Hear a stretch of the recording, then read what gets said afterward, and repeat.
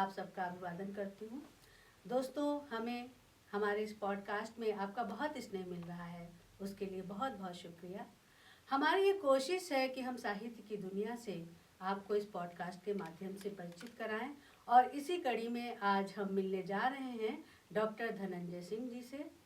जब गीत की बात आती है तो नाम आता है धनंजय सिंह का, जब नवगीत की बात आती है तो नाम आता है धनंजय सिंह का, जब पत्रकार की बात आती है तो नाम आता है धनंजय सिंह का, और जब संपादक की बात आती है तो नाम आता है धनंजय जी का। बहुत आयाम है आपकी रचना के, आपकी, और आप हमारे इस स्टूडियो में आए हैं तो हम आपका स्वागत करते हैं। और हमारे आज के अतिथि डॉक्टर धनंजय सिंह से बात करेंगी श्रीमती मनोरमा लाल जी, जो कि स्वयं में एक बहुत बड़ी साहित्यकार हैं, जीवनी लेखक के रूप में जानी जाती हैं। हमारे बीच हैं डॉक्टर दिनेश चंद अवस्थी जी, जो एक अच्छे दोहाकार के रूप में हम सब उन्हें जानते हैं। हमारे बीच हैं वरिष्ठ पूर्व आईएएस अधिकारी डीएन लाल जी। और आइए सुनते हैं आज का ये पॉडकास्ट। प्रणाम धनंजय सिंह जी, आप बहुत सालों बाद लखनऊ आए हैं और देख के बहुत अच्छा लगा कि जैसे थे शुद्ध बुद्ध सरल, वैसे ही आज भी आप हैं। धन्यवाद। बिल्कुल। और आपके गीत तो हैं ही हैं, संपादन का कार्य भी आपका बहुत याद आता है। कादम्बनी तो बंद हो गई, चलिए बाद में उसके विषय में बात करेंगे। थोड़ा सा आपकी पारिवारिक पृष्ठभूमि जानना चाहते हैं हम लोग, पूरे दर्शक लोग, कि कैसे आप साहित्य में आए और कैसी ज़िंदगी रही शुरू की बचपन से। कहाँ के रहने वाले हैं आप? आदरणीय, ज़िला बुलंदशहर में एक छोटा सा गांव है अरनिया, जी। खुर्जा से 15 किलोमीटर पूर्व में पड़ता है। तो वहाँ मेरा जन्म हुआ और आर्य समाज के एक बड़े प्रचारक मेरे पिताजी थे। डीएवी कॉलेज के जो संस्थापक महात्मा हंसराज थे, जी उनके जी सहयोगियों में से वो थे। जी। तो उनके परिवार में मेरा जन्म हुआ। छोटा सा गांव है, वहाँ शिक्षा की बहुत अधिक व्यवस्थाएं नहीं हैं, लेकिन वहीं मेरी शिक्षा आरंभ हुई। मैं पहले दिन जब विद्यालय गया तो वहाँ मैंने देखा कि जो शिक्षक थे उन्होंने एक विद्यार्थी जो हमारी मेहतरानी का बेटा था, उसके दोनों हाथ इस तरह से फैलाए हुए थे और एक लड़के ने इधर से हाथ पकड़ा हुआ था, एक ने इधर से पकड़ा हुआ था, और वो अध्यापक यहाँ उसके बेत मार रहे थे और वो चीख रहा था। ये दृश्य मैंने देखा तो ये दृश्य देखने के बाद मेरे मन पर ऐसी प्रतिक्रिया हुई कि मैं तुरंत वहाँ से स्कूल से वापस चला आया और मैंने घोषणा कर दी कि जब तक ये अध्यापक रहेंगे तब तक मैं विद्यालय नहीं जाऊँगा। अच्छा। और इसके कारण मुझे घर पर खूब सज़ा मिली। आपको घर पे मारा गया? घर पर मारा गया। अच्छा। लेकिन मैं विद्यालय नहीं गया। 2 वर्ष लगे उनका स्थानांतरण होने में। अच्छा। 2 वर्ष बाद उनका स्थानांतरण हुआ, तब मैं फिर से मैंने जाना आरम्भ किया और फिर मैं बहुत अच्छी तरह से पढ़ाई में निकलने लगा। तो कितने तक आपने गांव में, किस कक्षा तक आपने 5वीं कक्षा तक गांव में पढ़ाई की। जी।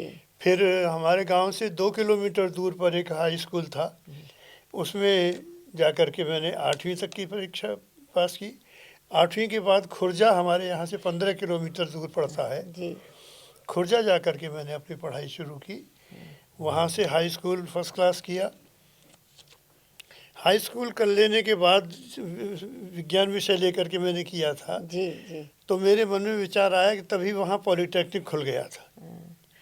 तो एक बात बताइए कि इसका मतलब धन कहाँ से आता था, फीस वगैरह कहाँ से आती थी? धनाढ़ तो नहीं थे। मैं हाई स्कूल तक तो घर से ही आता रहा। घर से आता रहा। जी। अच्छा जी। हाई स्कूल के बाद ये हुआ कि मेरी इच्छा हुई कि मैं पॉलिटेक्निक में पढ़ करके मैकेनिकल इंजीनियरिंग की शिक्षा ग्रहण करूं।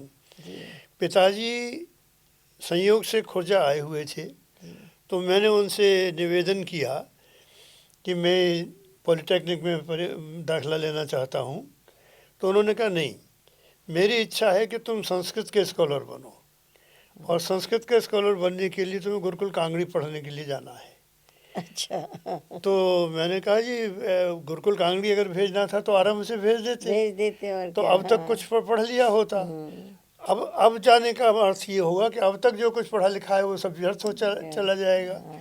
तो उन्होंने कहा कि तुम अगर ऐसा सोचते हो तो फिर अपने विषय में तुम स्वयं ही दायित्व लो, मैं उसमें कोई सहयोग नहीं करूँगा। अच्छा, तो उन्होंने घर से बस मैंने उसके बाद में घर नहीं लौटा। नहीं लौटे आप? जी, हाँ जी, जी। आपने स्वयं ही स्वयं ही मैंने फिर बहुत संघर्षपूर्ण जीवन बहुत रहा। संघर्षपूर्ण जीवन रहा। बहुत संघर्षपूर्ण जी रहा। जी, बहुत संघर्षपूर्ण जीवन रहा। और पॉलिटेक्निक में मैं एक ऐसा विद्यार्थी था जिसके पास कक्षा में जाने के लिए सफ़ेद कमीज, सफ़ेद पैंट और जूते हुआ करते थे, वो नहीं थे। वर्कशॉप में जाने के लिए नीली पैंट, नीली शर्ट और जूते हुआ करते थे, वो मेरे पास नहीं थे। मैं खादी का कुर्ता पजामा 11 रुपये में मिल जाता था, तो वो ख़रीद करके 2.5 रुपये की टायर सोल की चप्पल हुआ करती थी, वो पहन करके पॉलिटेक्निक जाता था। तो टीचर कुछ कहते नहीं थे आपको? हाँ, मुझे विशेष छूट मिल गई थी। छूट मिल गई थी जी। फिर आपने उसकी भी तो फीस दी होगी ना पॉलिटेक्निक पॉलिटेक्निक की फ़ीस के लिए मैंने ट्यूशन्स के? जी। हाँ। और ट्यूशन्स ऐसे थे कि तो उन दिनों आप रहते कहाँ थे? हॉस्टल था क्या? नहीं, हॉस्टल में नहीं, हॉस्टल में रहने की क्षमता नहीं थी। तो मैंने आर्य समाज मंदिर में शरण ली। अच्छा। तो आर्य समाज मंदिर में मैं रहता था और खाना पीना? खाना पीना स्वयं बनाता था, ट्यूशन के पैसे ट्यूशन से? के पैसे से। 5 ट्यूशन मैंने बहुत किए। मुश्किल 5 हुआ। ट्यूशन में करता था, जी। तो 5 घंटे ट्यूशन पढ़ाने में लगते थे 5 जगह, ओहो, और 5 जगह जाने आने का समय लगता था। ओहो। इतना समय बिताने के बाद में जो है 10 रुपये महीने एक तभी तो ट्यूशन। धनंजय सिंह तैयार हुए ना। जी 10 रुपये महीने एक ट्यूशन से मिलते थे, जी। तो उससे मेरा जो है रहन सहन चलता था और पॉलिटेक्निक की फीस जाती थी। लेकिन 3 वर्ष ऐसे बीत गए। तीसरे वर्ष जो है फाइनल के लिए जब परीक्षा देनी थी, तो उसकी परीक्षा शुल्क देने के लिए पैसे मेरे पास नहीं थे। जी। तो मैं अपने बड़े भाई के पास गया, गाजियाबाद में वो रहते थे। उनके पास जाकर के मैंने निवेदन किया कि अगर आप मुझे ये परीक्षा के शुल्क दे दें तो मेरा ये वर्ष पूरा हो जाएगा। तो उनका एक विवाह तय हुआ था जिसे वो छोड़ना चाहते थे, मतलब संबंध मतलब तय हुआ था, उस विवाह को वो करना नहीं चाहते थे। परिवार चाहता था कि वो उसी विवाह को करें। अच्छा। तो उन्होंने कहा कि मैं, परिवार के सब लोग इसके विरुद्ध हैं, हाँ, तुम यदि मेरा ये संबंध तोड़ने का समर्थन करो हाँ। तो मैं तुम्हें पैसे दे सकता हूँ। लो, एग्रीमेंट हो रहा तो था। मैंने कहा कि मैं यहाँ भाई से सहायता लेने आया था, जी। सौदा करने नहीं आया था। अरे, उसी समय आप तो मैं वापस चला गया और इस तरह से मेरा डिप्लोमा मैकेनिकल इंजीनियरिंग रह गया। जी। अच्छा, मतलब आपने एकदम अपनी जो अंतरात्मा की आवाज़ है जी, वो सुनी, यानी उसी समय से उसी समय से जी, शुरू हो गया। जी। बस वो रह गया। हाँ, तो उसके बाद मैंने प्राइवेट इंटरमीडिएट किया। अच्छा, क्या क्या विषय थे आपके? फिर मैंने जो है साइंस छोड़ करके। मैं इतना सब इसलिए पूछ रही हूँ कि और लोग भी प्रेरित हों। जी। और इतना आजकल तो कोई संघर्ष करना ही नहीं चाहता जी। है, तो कम से कम इतना है कि और बच्चे जो हैं इस तो परिस्थिति में तो कुछ सीखें आपसे। साइंस के लिए तो फिर बहुत ऐसा, प्रयोगशाला हाँ, वगैरह जी, उसकी जी, आवश्यकता उसके होती। तो बीच में नौकरी लगी थी क्या आपकी? नहीं, बीच में नहीं लगी। हाँ, उसके बाद मैं गाजियाबाद चला गया। हाँ, तो आर्योदय साप्ताहिक एक पत्रिका गाजियाबाद से, वहाँ से दिल्ली 15 हनुमान रोड से निकला करती थी, जी। उसमें उपसंपादक का मुझे पद मिल गया। अच्छा, तो मतलब काम करने लगे तो आप, मैं लिखने काम करने पर। लगा। तो आप आ गए, अब उसी जी। समय से आपका पदार्पण हुआ साहित्य में। जी, शायद मतलब पत्रकारिता में उसमें पत्रकारिता में, और फिर शायद लिखने जी, पढ़ने लिखना का। पढ़ना वहीं से आरंभ हो गया। और ईश्वर ने आपको खींच लिया अपनी जी। आपके क्षेत्र में। जी। कि ये तो हुआ, फिर विवाह आपका कब हुआ? विवाह तो बहुत बाद में हुआ। विवाह 1975 में ये मेरी जो श्रीमती जी हैं उनका परिवार लखनऊ में ही रहता था। जी। तो मैं एक विवाह में लखनऊ आया हुआ था। तो हमारे जो होने वाले ससुर थे वो मुझसे मिलने के लिए आए और उन्होंने कहा कि आप चल करके मेरी लड़की को देख लीजिए। तो वो ले गए, मैं उनके घर पहुंचा। वहाँ देखना दाखना क्या, बस तब ऐसे तो ऐसे ही एक होता है। औपचारिकता ही थी। हाँ, तो वहाँ उन्होंने मुझसे पूछा कि आपका क्या विचार है। मैंने कहा मेरा विचार तो आपके साथ है। तो इस तरह से फिर विवाह हो गया। श्रीमती जी लखनऊ की ही हैं। श्रीमती जी लखनऊ की, जी। जी। इससे जॉपलिंग रोड पर वो रहते थे। जी जी। जी। तो वो भी तो पढ़ी लिखी महिला थी। वो यहाँ एक विद्यालय में प्रधानाध्यापिका थी। जी। हाँ। जी, उन्होंने एमए बीएड किया हुआ है। हाँ हाँ। तो वो यहाँ प्रधानाध्यापिका थी, लेकिन विवाह के बाद उन्हें जब वहाँ गाजियाबाद जाना पड़ा जी। तो नौकरी छूट गई। एक और भी बात पता चली जी। आपके विषय में कि वो जो है बेटा जब हुआ 2.5 साल का था जी। तो उस समय आप थोड़ा आर्थिक तंगी तो थी ही थी। आर्थिक तंगी तो थी ही, क्योंकि मैं जूनियर क्लर्क था दिल्ली विद्युत विद्या संस्थान में। अच्छा। तो बहुत कम पैसे मिलते थे, 500 रुपये उस समय वेतन मिलता था। तो आर्थिक तंगी चल रही थी। बेटा 2.5 साल का था। तो उसने अपनी माँ से कहा, बड़ा कारुणिक है ये जी, किस्सा। उसने अपनी माँ से कहा कि माँ पिताजी को पैसे दे दिया करो। तो उन्होंने कहा ऐसा क्यों कह रहे 2.5 हो? साल का जी बेटा अभिमन्यु। जी, अभिमन्यु उसका नाम है। हाँ जी। तो उसने कहा कि पिताजी को पैसे दे दिया करो। तो पत्नी ने पूछा कि ऐसा क्यों कह रहे हो? तो उन्होंने कहा कि मैं जब उनसे कुछ कहता हूँ कोई चीज़ लाने के लिए, उनके पास पैसे नहीं होते हैं तो वो दुखी हो जाते हैं और फिर मैं भी दुखी हो जाता हूँ। इस घटना के बाद कुछ ऐसा हुआ कि राजस्थान वित्त विभाग की ओर से एक कवि सम्मेलन श्री गंगानगर में आयोजित किया गया। उसका निमंत्रण मुझे मिला और उसका निमंत्रण ये प्रथम श्रेणी का आने जाने की व्यवस्था और 800 रुपये पारिश्रमिक आपके तो मुझे मिला। तो मेरे लिए तो लॉटरी बहुत बड़े, जैसा। मेरे वेतन से भी ज़्यादा मुझे मिल रहे थे। जी जी जी। हाँ। तो मैं खुशी खुशी वहाँ गया और वहाँ उन्होंने एसी होटल में ठहराया और एक होटल में खाने की व्यवस्था थी, एक होटल में ठहरने की व्यवस्था थी। जी। तो दूसरे होटल में जब खाने के लिए मैं गया, खाना खा करके अपने कमरे में लौटा होटल में और एसी रूम में आकर के मैं उस समय बैठा, तो मुझे ये घटना जो है बच्चे के साथ जो घटित हुई थी वो याद आई और उसको याद करके मैं हिलक हिलक के रोया। पूरी रात रोते रहे। और फिर वहीं उस घटना के बाद जी। जो है एक गीत जन्मा। उस याद है वो गीत आपको? हाँ, कुछ कुछ याद है। तो थोड़ा सुना जी। दीजिए। घर की देहरी पर छूट तो गए, घर की देहरी पर छूट गए, संवाद याद यूं आएंगे, यात्राएं छोड़ बीच में ही लौटना पड़ेगा फिर घर की यादें हाँ और जी। बच्चे की यादें जो है हाँ जी जी। वो इस समय जुड़ी है। तो बहुत इसकी ये सुंदर, गीत लिखा गया। बहुत सुंदर। जी। और आपके गीत में दिख भी रहा है, वो दर्द दिख रहा जी। है। जी। और उसके बाद आप कैसे कादम्बिनी में आए? उसके बाद ये हुआ कि 1980 में एक कवि सम्मेलन हुआ। जी उस कवि सम्मेलन की अध्यक्षता कादम्बिनी के संपादक श्री राजेंद्र अवस्थी कर रहे जी थे। जी जी। और मुख्य अतिथि थे श्री खेमचंद्र जी सुमन, आचार्य अच्छा। खेमचंद, हाँ हाँ। आचार्य जी खेमचंद्र जी। सुमन।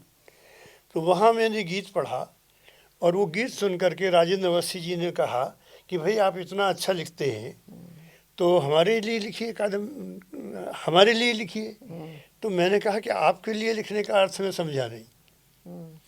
तो सुमन जी ने कहा कि अरे धनंजय, तुम नहीं जानती, ये कादम्बिनी के संपादक हैं राजेंद्र अवस्थी, तो कादम्बिनी के लिए लिखी है। कादम्बिनी के लिए लिखिए कह रहे हैं। जी जी जी। तो मैंने कहा ठीक है, कादम्बिनी के लिए तो मैं अवश्य लिखूंगा। बड़ी प्रिय पत्रिका तो थी। उसके बाद राजेंद्र अवस्थी जी के मन में कुछ ऐसा विचार आया कि उन्होंने मुझसे कहा कि आप हमारे यहाँ आ जाइए, आहो, आप हमारे यहाँ उप संपादक बन करके आ जाइए। जी तो मैंने कहा आपकी बड़ी कृपा होगी, मैं आ जाता हूँ। तो मैंने जब उनका विचार बनाया कादम्बिनी में जाने का, तो पत्नी ने कहा कि सरकारी नौकरी छोड़ करके वहाँ जाओगे, हाँ, एक बात तो है। ये मत करो। हाँ, लेकिन मेरे मन में आया कि साहित्य की सेवा करने का अवसर मिलेगा, जी। इसलिए मैंने सरकारी नौकरी छोड़ दी। तो पूर्ण रूप से आप साहित्य को समर्पित पूर्ण थे। रूप से साहित्य को समर्पित हो हाँ, गया। धन को अलग कर दिया जी, एकदम। तो कादम्बिनी में इस तरह से आना हो गया। जी जी। जी। तो ये बताइए कि राजेंद्र अवस्थी जी तो दूसरे थे, दूसरे विचारों के थे, लिखते तो बहुत हाँ, अच्छा हाँ, थे, हाँ, जी, जी। पर कादम्बिनी हाँ, लेकिन- आते ही हाथ में कालचिंतन जी पहले जी रटता जी था, जी आदमी जी पढ़ता था। जी जी जी। तो आपका कैसा रहा उनके साथ अनुभव? उनके साथ अनुभव मिला जुला रहा। तो उनके बाद तो कौन आया था? उनके बाद विष्णु नागर। विष्णु नागर जी आए थे। हाँ। जैसे हम कादम्बिनी पाठकों को एक अवस्थी जी के कालचिंतन की और छोटी सी पत्रिका कादम्बिनी पूरा हाथ में अवस्थी जी संपादक बहुत अच्छे थे, अच्छा और एक गुण उनका ये था कि कार्यालय के बाद वो मित्र भी बहुत अच्छे थे, अच्छा। लेकिन कार्यालय में वो बहुत। तभी तो पत्रिका चली जी, ना, जी, ये जी, भी तो जी, चाहिए, जी। जरूरी है जी पत्रिका चलाने के जी। लिए तो। और फिर उनके साथ अच्छा रहा, मतलब हाँ, यही अच्छा, रहा अच्छा, थोड़ा बस बहुत। ये था। आप एक्चुअली वो आपको असर भी उनका नहीं उनका ये था कि किसी से मेरा परिचय कराते थे तो कहते थे कि हमारे यहाँ सबसे अधिक योग्य ये व्यक्ति है, लेकिन इसके और मेरे मतभेद हैं। अच्छा, ये भी कहते थे। ये भी कहते थे। हाँ, स्पष्टवादी तो स्पष्टवादी थे। हाँ, स्पष्टवादी जी, तो जी। थे, मतलब कुछ मन में नहीं रखते मन थे, में नहीं बोल रखते देते थे, जी। जी जी। हमारे यहाँ भी आए थे। जी। तो और बताए ये कि फिर लेकिन कादम्बिनी बंद क्यों हुई, ये बताइए। बंद होने का तो कारण ऐसा है कि वो व्यावसायिक है। पहले बिरला जी जो थे वो साहित्य प्रेमी थे, जी। संस्कृति प्रेमी थे, के बिरला जी। तो वो कादम्बिनी को प्रशय देते थे। उसके बाद उनकी पुत्री श्रीमती शोभना भरतिया हाँ जो है वो मालिक बनी। तो उनके व्यावसायिक हितों को देखने का नज़रिया है। हमको आदेश हुआ कि कादम्बिनी में हम कुछ लोग बहुत पॉपुलर किस्म की चीज़ें प्रकाशित किया करें। तो हम उनका शोभना जी का नहीं, था। शोभना जी की ओर से जो प्रबंधक हाँ। जो सर्कुलेशन डिपार्टमेंट की एक महिला जी। मेरे पास आई और उनका कि आप जो छापते हैं ये बहुत लोकप्रिय नहीं है, कुछ रोचक चीज़ें जो है आप प्रकाशित किया कीजिए। तो हमने उनसे पूछा कि रोचक से आपका तात्पर्य किस प्रकार की चीज़ों से है।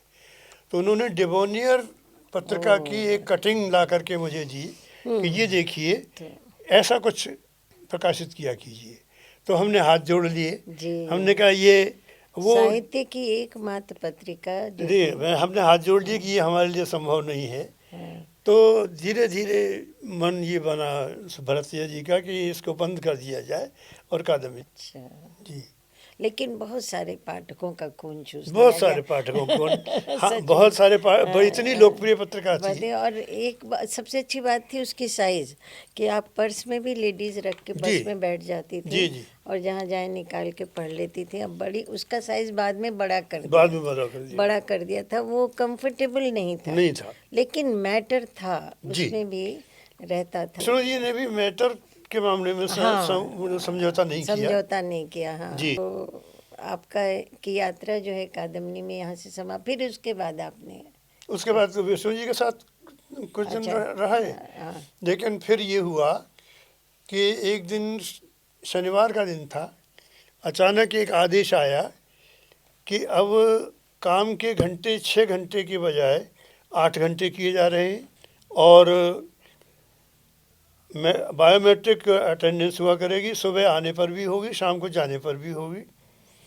तो ये आदेश जब आया तो मैंने विष्णु जी से कहा कि साहब अब 27 वर्ष हमने नौकरी कर ली, अब नौकरी करना हमारे लिए संभव नहीं है। तो मैंने त्यागपत्र लिखा और विष्णु जी को दे दिया। विष्णु जी ने उसे फाड़ दिया। मैंने कहा साहब मैंने फाड़ने के लिए नहीं दिया था, मैं तो अब नौकरी कर नहीं पाऊँगा। तो मैंने दोबारा लिख करके विष्णु जी को दी। तो विष्णु जी ने कहा कि ठीक है मैं इसको भेजता हूँ और मैं भी बहुत अधिक समय नहीं रहूँगा। अच्छा। और विष्णु जी भी बहुत अधिक समय नहीं थे, नहीं हाँ, रहे। नहीं रहते जी। हाँ, जी। और उसके बाद फिर आपने अपना उसके बाद तो बस मैं जो है लिख लिखने पढ़ने से ही जुड़ा रहा। हाँ। धनंजय सिंह जी, आपके पूरे जीवन को देख के ऐसा लगता है कि आपने कभी कंप्रोमाइज किया नहीं। इससे आपके प्रति बहुत श्रद्धा होती है मन में। अरे और आप ये लिखते तो आप बहुत अच्छा बड़ों है। का बस लिखना पढ़ना ये है कि कादम्बिनी में हमें इतना श्रम करना पड़ता था कि हमारे संपादक जी जो थे राजेंद्र अवस्थी जी, उनका स्वभाव कुछ ऐसा था कि कहानी उन्होंने 16 पृष्ठ की स्वीकृत कर दी। 16 पृष्ठ की स्वीकृत कर देने के बाद उस पर वो लिख देते 5 पृष्ठ। और 5 पृष्ठ का अर्थ ये होता था जी। कि एक पृष्ठ छोड़ना पड़ता था शीर्षक और चित्रों के लिए। अच्छा। तो कहानी रह गई 4 पृष्ठ की। 4 पृष्ठ। तो 16 पृष्ठ की कहानी को 4 पृष्ठ की बनाना हमारा काम होता था।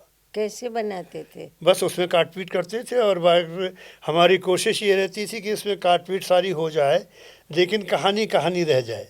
एक और चीज जी, जी, मैं जी। इसी बीच में जी। पूछना चाहती हूँ कि जी। मंच पर आप रहे हैं ना खूब? हाँ, मंच पर मैं रहा तो हूँ। कोई एक प्रसिद्ध कवि जो आपको बहुत अच्छा लगता हो, उनके बारे में कुछ देखिए बताएं। जो मुझे अच्छे लगने वाले कवि थे डॉक्टर हरिवंश राय बच्चन, बच्चन, नीरज जी होंगे। नीरज जी भी अच्छे हाँ, लगते थे। नीरज जी होंगे। भारत भूषण किशन सरोज। ओहो, तो उनका तो पूछने ही क्या जी है। जी जी।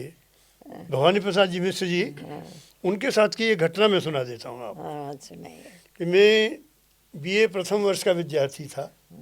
मेरे कॉलेज में कवि सम्मेलन हुआ, भवानी प्रसाद जी उसकी अध्यक्षता करने, तो मुझे छात्र कवि के रूप में कविता पाठ करने का अवसर मिला। तो मैंने जब कविता अपनी समाप्त की जी। तो भवानी प्रसाद जी उठ कर के माइक पर आए और उन्होंने कहा चौंकिए नहीं, अध्यक्ष बीच में माइक पर नहीं आता है, लेकिन ये जो विद्यार्थी कविता पढ़ करके गया इसने मुझे विवश कर दिया। इसकी कविता की पहली पंक्ति सुन करके मैं डर गया। और डर में यूँ गया जी, कि कि इसने कहाँ जहाँ तक से सुना? आरंभ किया है हाँ वहाँ तो कविता का समापन होता है, ये आगे निभाएगा कैसे। हाँ। लेकिन इसने गीत पढ़ा और गीत जैसे जैसे आगे बढ़ता गया तो मैंने देखा कि कविता आगे बढ़ रही थी। ऐसे विद्यार्थी को मैं आशीर्वाद न दूं तो ये अपराध होगा। देखिए, मतलब बहुत कवि थे या जी। जो भी थे वो लोग, लेकिन बहुत हृदय बहुत विशाल हृदय था। बहुत विशाल। आप अपनी प्रिय कविता कोई सुना दीजिए। अच्छा, मैं एक गीत सुना देता हूँ। हाँ, वही सुनाई जो जो उदय प्रताप जी को भी बड़ा पसंद है। जी, उदय प्रताप जी का भी बहुत आशीर्वाद मुझे मिला। जी। बहुत बड़े मन के व्यक्ति हैं उदय प्रताप जी भी। आज पहली बार मैंने मौन की चादर बुनी है, काट दो यदि काट पाओ तार कोई। एक युग से जिंदगी के घोल को मैं एक मीठा विष समझ कर पी रहा हूँ। आदमी घबरा न जाए मुश्किलों से, इसलिए मुस्कान बनकर जी रहा हूँ। और यूं अविराम गति से बढ़ रहा हूँ, रुक न जाए राह में मनहार कोई। काट दो बहुत यदि सुंदर। काट पाओ तार कोई। बहुत दिन पहले कभी जब रोशनी थी, क्या बात है। चांदनी ने था मुझे तब भी बुलाया। नाम चाहे जो इसे तुम आज दो, पर कोश आंसू का नहीं मैंने क्या वर्डिंग्स हैं। लुटाया। बहुत गजब। तुम किनारे पर खड़े आवाज मत दो, खींचती मुझको इधर मझधार कोई, काट दो यदि काट पाओ तार कोई। एक झिलमिल सा कवच जो देखते हो, आवरण है यह उतारूंगा इसे भी, जो अंधेरा दीपकों की आँख में है, एक दिन में ही उजारूंगा उसे भी। यों प्रकाशित दिव्यता होगी हृदय की, है न जिसके द्वार बंधनवार कोई, बहुत काट दो यदि काट पाओ तार कोई। और अंतिम पद है इस गीत का, नित्य ही होता हृदयगत भाव का संयत प्रकाशन, किंतु मैं अनुवाद कर पाता नहीं हूँ, बहुत सुंदर। जो स्वयं ही हाथ से छूटे छिटक कर, उन क्षणों को याद कर पाता नहीं हूँ। यों लिए वीणा सदा फिरता रहा हूँ, बांध ले शायद तुम्हें झनकार कोई, आज पहली बार मैंने मौन की चादर बुनी है, काट दो यदि काट पाओ तार कोई। बहुत सुंदर। दो छोटी छोटी जिज्ञासाएं हैं। जी एक तो कुछ फिल्मों में भी आपने गीत लिखे हैं, जी, लेकिन कुछ ही फिल्मों में, एक में, सिर्फ एक में। जी। और फिर उसके बाद आपने अपने को विड्रॉ कर लिया, क्यों? विड्रॉ क्या कर लिया, मैं फिल्म में जाना नहीं चाहता था। मेरे भाई साहब का जिनका मैंने जिक्र किया, उनके एक मित्र एक प्रोड्यूसर को लेकर के मेरे पास आए, तो उन्होंने कहा कि ये फिल्म ठोकर बनाना चाहते हैं, इसके लिए तुम गीत लिखो। तो मैंने कहा कि मैं अपनी डायरियाँ इनको दे देता हूँ, उसमें जो इनको अच्छा लगे उसको ये ले सकते हैं, ना अच्छा लगे तो ना लें। वे ये जो है कि खड़ी हो जा, बैठ जा, ऐसे इस तरह के गीत मैं नहीं लिख सकता। तो उन्हें वो बात पसंद नहीं आई और वो बात वहीं छूट गई। उसके बाद दिनेश लखनपाल एक निर्देशक रहे वो, तो वो दिनेश लखनपाल ने मेरा एक गीत आपातकाल पर लिखा हुआ दिल्ली पब्लिक लाइब्रेरी में सुना था। वो उनके मस्तिष्क में बना रह गया। 1975 में उन्होंने सुना था और 1984 में वो फिल्म बनाने लगे। तो फिल्म बनाते समय उन्हें ध्यान आया कि वो गीत हमारी फिल्म के लिए बहुत परफेक्ट है। तो उन्होंने बम्बई से फ़ोन करके मुझसे कहा कि ये गीत मैं फिल्म में लेना चाहता हूँ, कृपया अनुमति प्रदान करें। मुझे उनका ये इस तरह से गीत को लेना बहुत अच्छा लगा और मैंने उन्हें सहर्ष अनुमति दे दी। तो इसके बाद फिर इसकी रिकॉर्डिंग वगैरह के लिए मुझे भी बम्बई जाना पड़ा, तो सब हुई। पंकज उधास और रानी मुखर्जी ने इस गीत को गाया। जी जी। ओमपुरी और रोहिणी हट्टंगड़ी उस फिल्म की मेन कास्ट में थे। कौन सी फिल्म थी? अंतहीन। जी। कवि तो एक मौलिक चिंतक होता है जी। तो स्वाभाविक है कि उसके सामने अगर परिस्थितियां रख दी जाएं कि इस परिस्थिति पे गीत बनाओ जी। तो उसके लिए एक दुविधा की स्थिति उत्पन्न हो जाती है। तो अपने सहज स्वभाव के अनुसार आपने जो है जी फिल्मों से किनारा कर जी लिया। जी। बिल्कुल ठीक है। हाँ, नीरज जी भी इसी तरह से आपकी कुछ संस्मरण जो है मुझे याद आते हैं, मैंने कहीं अज्ञे जी के विषय में सुने हैं। जी। वो हम चाहेंगे कि हमारे दर्शकों को। अज्ञे जी का जन्मदिन होता है 7 मार्च और मैं 6 मार्च को जोधपुर पहुंचा था। ये जी जोधपुर विश्वविद्यालय में एक विभाग खुलवाया था, तुलनात्मक साहित्य अध्ययन विभाग। उसके अध्यक्ष वो स्वयं थे। प्रोफेसर युगजीत नवलपुरी उनके सहायक थे। तो प्रोफेसर युगजीत नवलपुरी के पास में मिलने गया हुआ था। उन्होंने 7 मार्च को मुझसे कहा कि चलो तुम्हें मैं अज्ञे जी से मिलवाता हूँ। तो मिलवाने के लिए यूनिवर्सिटी ले गए।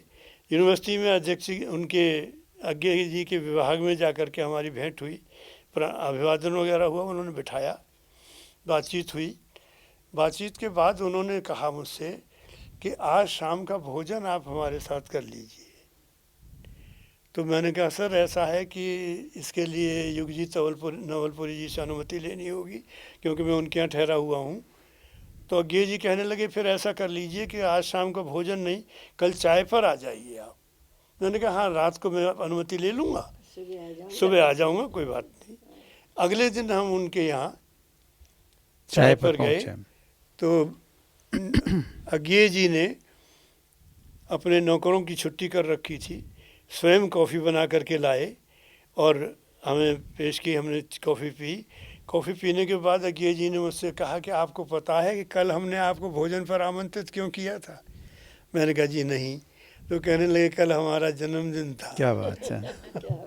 तो मैंने अपने आप को बहुत कोसा कि मैं अज्ञे जी का जन्मदिन नहीं जानता। एक छोटा सा प्रश्न और बस जी। गीत की विधा तो बहुत प्राचीन और जी, परंपरागत है, जी, इसके जी। विषय में हम लोग सुनते जी, आए हैं। ये नवगीत शब्द की ओरिजिन जो है कहाँ से, इसकी क्या विशेषताएं हैं?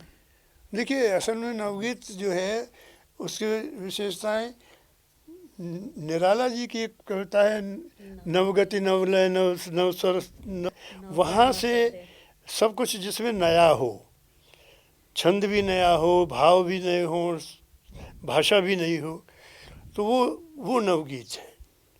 तो परंपरा से थोड़ा हट करके तो निराला जी से ही इसका आरंभ माना जाता है। और उसके बाद जो थोड़ा हट करके लिखने लगे, उनमें धीरे धीरे चल करके डॉक्टर शंभुनाथ सिंह एक बनारस वाले थे, उन्होंने संकलन प्रकाशित करना शुरू किया, लोगों को इकट्ठा करके एक नवगीत का प्रचार प्रसार करने के लिए। तो उसमें मैं भी सम्मिलित हुआ।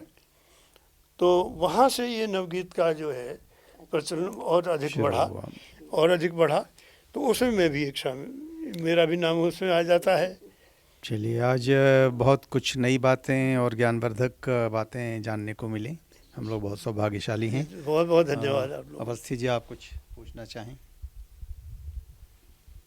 डॉक्टर साहब, बहुत अच्छा लगा, आपके दर्शन हुए, हम लोगों का परम सौभाग्य है। डॉक्टर भवानी प्रसाद मिश्र जी ने जो आपका गीत की प्रशंसा की थी, जी जी, और डॉक्टर हरिवंश राय बच्चन जी ने जो आपका गीत अपना संकलन में छापा था जी, उसकी पंक्तियां आपको याद हो तो सुना दीजिए। अच्छा, जी जी, हाँ, और आपातकाल पर जो गीत था उसकी कुछ पंक्तियां, जी जी, तीनों गीतों की जी पंक्तियां सुनाने की कृपा करें। मैं तीनों की थोड़ा थोड़ा जी, सुना देता। बड़ी मेहरबानी। भवानी प्रसाद जी ने जिस गीत की प्रशंसा की, तो मैं छात्र ही था, आरंभिक काल था मेरा। तो वो गीत है, स्वप्न की झील में तैरता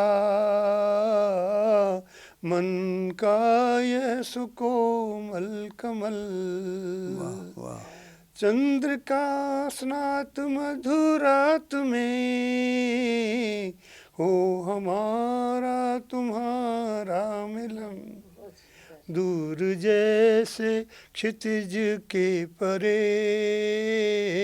झुक रहा हो धरा पर गगन, घास के मखमली वृक्ष पर मोतियों की लड़ी हो तरल, स्वप्न की झील में तैरता। 12वीं क्लास में थे? मैं बीए प्रथम वर्ष का। किस सन की बात? जी, किस सन में? 1968 जी। मैंने इसका हम्म। पसंद किया। बच्चन जी ने आपातकाल पर लिखी हुई ये गज़ल है। धुंधमय आकाश का मौसम है मेरे के देश में, धुंधमय आकाश का मौसम है मेरे देश में, मौत के सहवास का मौसम है मेरे देश में। शोर कैसा भी हो सुनने में नहीं आएगा अब, आजकल उल्लास का मौसम है मेरे देश में। तो ये चुप रहो या कीर्त गाओ तुमको पूरी छूट है, अब खुली बकवास का मौसम है मेरे देश में। ये रचना थी जो बच्चन जी को पसंद आई और उन्होंने पत्र लिख करके मुझसे मंगाई। और आपातकाल पर ही लिखा हुआ गीत, सीटियाँ देने लगी है रात अब डर लग रहा है। सीटियाँ देने लगी है रात अब डर लग रहा है, एक जंगल आग में जलता हुआ, एक पर्वत का शिखर गलता हुआ, बीच में से कारवां चलता हुआ, एक पल में 20 उल्कापात अब डर लग रहा है। सीटियाँ देने लगी है रात अब डर लग रहा है। ये गीत था, ये गीत उन्हें अपनी फिल्म के लिए पसंद आया। मेरी तो एक जिज्ञासा ही है सर जी। कि आप साहित्य से जुड़े रहे, पत्रिकाओं से भी जुड़े रहे, जी और हम जैसा कि देख रहे हैं बहुत अच्छी अच्छी पत्रिकाएं जैसे कि धर्मयुग, कादम्बिनी, नंदन, जी यहाँ तक कि आहा जिंदगी जैसी पत्रिकाएं जो है अब बंद हो गई जी हैं, जी जी हो चुकी हैं, और बहुत सारी पता नहीं कितनी कब बंद हो जाएंगी। आपने भी एक पत्रिका शुरू की थी साहित्य आजकल, वो जी। भी नहीं चल पाई। तो इसको आप क्या समझते हैं, पत्रिकाओं का संकट है, छपने का संकट है, या इसको हम समग्र साहित्य पर एक संकट मान लें? है तो समग्र साहित्य पर ही। पत्रिका का आर्थिक साधन संसाधनों का न होना बहुत बड़ा कारण है। पहले जो है व्यावसायिक संगठन जो हैं वो पत्रिकाएं निकाला करते थे, तो उनके पास संसाधनों की कोई कमी नहीं हुआ करती थी और वो खूब चलती थी। अब पत्रिका निकालने के लिए पैसे की आवश्यकता होती है और पैसा साहित्यकार के पास होता नहीं है। ये सबसे बड़ी कठिनाई है। एक प्रश्न और है कि आप मंच से भी जुड़े रहे और साहित्यकार भी रहे हैं, जी। लेकिन अब जो मंच की कविताएं हैं और साहित्य को ऐसा लगता है जैसे दोनों को एकदम अलग दो धाराओं में कर दिया गया है। जी बिल्कुल ठीक कह रही हैं आप। जी। पहले बच्चन जी से पहले निराला जी जैसे, मैथिली शरण गुप्त जी जैसे, सुमित्रानंदन पंत जी जैसे लोग जो है मंच पर आया करते थे। तो उस समय ये होता था कि जिसके पास रचना नहीं होती थी उसकी टांगें कांपती थी मंच पर जाने में। आज ये हो गया है कि जिसके पास रचना है उसकी टांगें कांपती हैं। बिल्कुल सही, बिल्कुल बढ़िया। आज जिनके पास रचना नहीं है वही प्रतिष्ठित हो रहे हैं। दिनकर जी भी जब पढ़ते थे, दिनकर जी, मैथिली शरण गुप्त जी,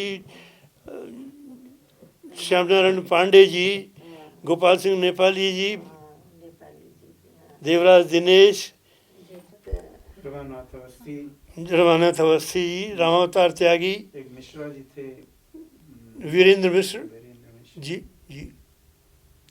तो बहुत बहुत धन्यवाद जी। आपका कि आप हमारे स्टूडियो में आए, और मैं चाहूँगी कि हमारे जो नवांकुर जो हमारे साहित्यकार हैं जो जुड़ना चाहते हैं, जो सुनना चाहते हैं, उनके लिए आप कोई अपना ऐसा संदेश दें जिससे कि वो प्रेरणा ले सके। देखिए, नए लोगों के लिए मेरा संदेश ये है कि खूब पढ़ें। बिना पढ़े समृद्ध नहीं हो सकते। एक बात और बोल दीजिए, जी। पुस्तक पढ़ें। हाँ, पुस्तक पढ़ें। जी जी। फेसबुक न पढ़ें। फेसबुक ना पढ़ें। जी हाँ, पुस्तकें पढ़ें। निराला जी को पढ़ें, बच्चन जी को पढ़ें, तो उन सब बड़े लोगों को पढ़ें, प्रसाद जी को पढ़ें। तो आपका आना जो है इतने वर्षों बाद लखनऊ में बहुत सुखद रहा, और धन्यवाद धनंजय सिंह जी जो 10 वर्ष पहले थे, 15 वर्ष पहले थे, वैसे ही हैं। बहुत बहुत धन्यवाद इसका आपका। कारण जानते हैं क्या जी। है? इसका कारण है आपकी ईमानदारी और साहित्य के प्रति सोच। वो धन से नहीं जा रही है, जी जी जी। वो धन के पीछे नहीं भाग रही है। आप स्वयं में एक पूरी पर्सनैलिटी ही, आपकी व्यक्तित्व ही बहुत पूरा धन्यवाद आपका। एकदम। हम मतलब थोड़ी सी तारीफ कर रहे हैं, लेकिन ये झूठी तारीफ नहीं, मेरे अंदर जो था वो मैंने बोला धनंजय सिंह जी के लिए। और वाकई बैठ के बहुत शांत लगता है, कोई भाग दौड़ नहीं। एक बार भी 2-2 घंटे 3-3 घंटे हम बैठते हैं इनके साथ, कभी भी इन्होंने मोबाइल निकाल के नहीं देखा होगा, कभी भी नहीं। नहीं तो और लोग बैठते हैं तो वो मोबाइल में अपना कुछ कुछ करते रहते हैं।